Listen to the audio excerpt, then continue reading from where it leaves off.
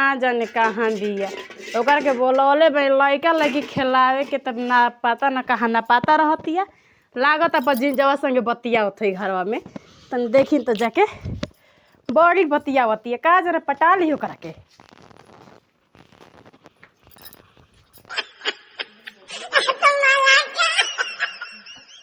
हाँ हाँ हाँ कितना मस्त लागत है ऐसे ही झाड़ के रहती हैं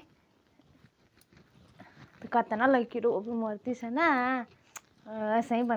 अरे हमर जीजा हम पाउडर काहे खातिर लगावत तनी तोहरे खातिर ना तहरा बहन से तो हम बोर हो गइल बानी जान यही से लड़की के बबुआ के बहने तहरा के बोलवनी हो कि तन के भेंट हो जाई। ससुर तो ऐसा बारन कि एको दिन ना तारा से भेंट करे दिल ये से हम ठनले रही कि जहिया लड़का होई वही दिन तारा के बोलाई। ठीक लागत नीनू झकास हई देख गला शरम बा तनको का करती है वहाँ के हई देख है जीजा के पाउडर लगावतिया तो ला शरम बा रे हम अपने के ना करे खातिर बोलौले बने हमार बाल बच्चा के हमार गोड़ दबावत नहीं ई जीजा के बन इहे तू सुंदर बाबा हो तार के पटावत ये पाउडर लगा के आए। अरे ऐसा कोनो बात नहीं खे नकवा ना मिलल घरवा में ऐसे कौन है कि तन के पाउडरवा लगा दो का हो सही कौन हनु तार मेहरानू छोड़ के तार साली ठीक बिया हम बेकार बनी दुगो बाल बच्चा वाला होगो नी तो। अरे तू का दे के जोरे ली रे आय एगो साली बेचारी कितना दिन पर आइल बिया लड़की के सेवा पानी करे खातिर आई देख के जरूरत रहतिया खाली धर झूठा एकर के रहे ना देम आजे महिला के फोन करके भैया के बोलावत एकर के भेजतानी हम ना रहे देम एकर के तू गुचुर गुचुर करतवा। सुन खीस जन बराल एगो तो कोई दुआरी पर भाग से आवेला ओकरा के कुकुर लेखा ना बोले के चाहिए ठीक बा। कुकुर लेखा तो तू करतवा यहाँ गुचुर गुचुर करके मेहरानू के छोड़ के साली के पटावतवा। अरे बात काहे नहीं खुद मानो ओए ना कवा ना मिलल हो तो इनका से लगवा लेनी हो। तार पाउडर हमारा से ना लगावे के रहे ओकरे से लगावे के रहे उहे खूबसूरत बिया हम बेकार बनी। अरे तू बौरा है रे तोर छठिहार बीतल बा अभी छठिहार नहीं बीतल त का नहीं बीतल खीस मत बराओ कोई के दुगारी पे बोला के बेइज्जत ना करे के चाहिए एकरो इज्जत बा ओहो तो तोर बहिने नहीं है। अरे इज्जत में तो हमार बहिन हिया तो तू काहे पाउडर लगावतवा। अरे तो का हो गई लेकिन तो हम खत्म दिमाग के नानू हो तो तार चुन्हानी में पाउडर लगावे के बा बहरी नहीं खे अगना नहीं खे। अरे तोरा के हम कुछ कोई नहीं हो हैं तोर मोबाइल का दादा के कसम खा के कहता नहीं करे के कुछ हमार मोबाइल का दादा कसम खा के मत कह अपन मोबाइल का दादा कसम खा के कह। हद पार करताड़ी तू बता देता नहीं तोरा के का हो दीदी तू तो हमार बहन ना बाऊ तू काहे शक करता हो माने कोई तन की पाउडर लगा दिलास तो तू कितना शक करता हो हैं।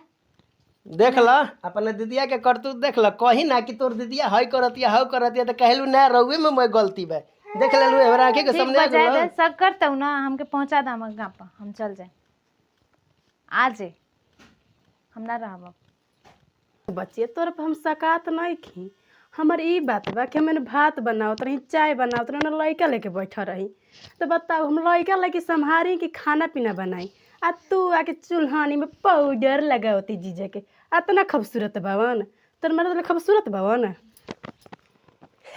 सुना खूबसूरत हो कि चाहे ना हो बाकी लगा दिलस तो का हुई तू काहे कि जियाली रे मन तो करता कि जान जा तारा बहन के छोड़ के तोहरे से का कहले हवा।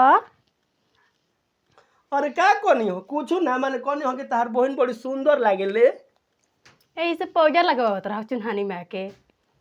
अरे तो लगवा लेनी तो का हो गेला ना मनबू बहुत मार मारेंगे चल जाती तोरो चक्कर में हमारा दारू ना पियोनी तो कह दिए कि का कहत रह जा ना जा अपन बाप दादा के मूड़ी पी ली साला हम आज हमरा के पता चला कि काहे आदमी शराबी बन जालस ऐसा न मेहरारू के चक्कर में भाई लोग बहुत आदमी शराबी बन गई। ठीक बा जा तनी हमरा मैं तोर गहना के दारू बेच के ना पियनी तो हम अपना बाप के औलाद ना। हाँ हाँ हाँ जा जा जा जा ठीक बा जा।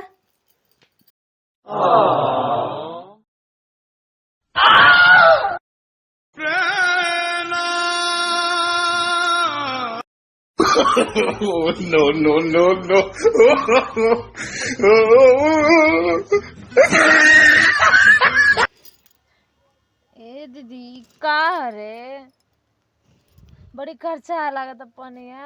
हमरो रे कपड़ा घूमे लागल ना जाने का एकरा में रहे, हम जाने कि पानी हटे।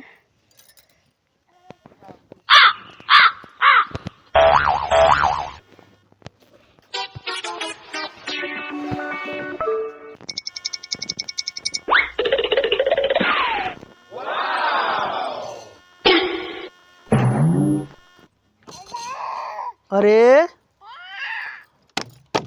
हई महुआ के दरुया भर के काले रखल रहनी है, पियल हो सका रे? ए दीदी उ के हरे हाँ के हवा वो? ए दीदी ई के हरे हाँ? अरे के ह? बचिया ई तोर जीजा न हमारे हम के हवा वो? के दिखाई देता। अरे साला कोनी के दरुया पिए गइलो सका रे? ए जी हई दारू हटे। अरे तब के तू सोचल हो कि शरबत हटे? घुलट